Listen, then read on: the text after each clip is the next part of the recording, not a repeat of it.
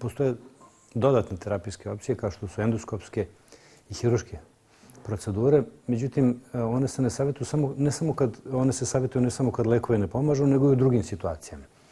Postoji generalno 4 razloga kada gastroenterolog ili hirurg treba da savjetuju pacijentu operativno lečenje, odnosno endoskopiju ili hirurgiju. Prvo, hirurgija predstavlja razumnu alternativu, bolju alternativu za dugogodišnje hronično uzimanje lekova.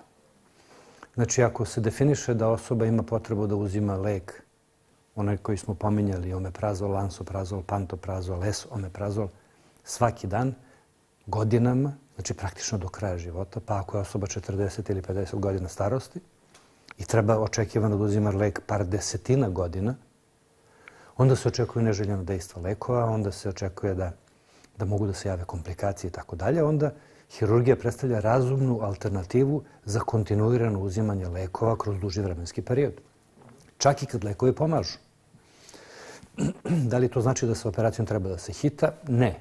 Ali na duge staze treba, onog trenutka kad se definiše da osoba treba da uzima lekove stalno, onda se na duge staze ili čak na srednji rok razmišlja o operaciji kao alternativi za uzimanje, kontinuirano uzimanje lekova.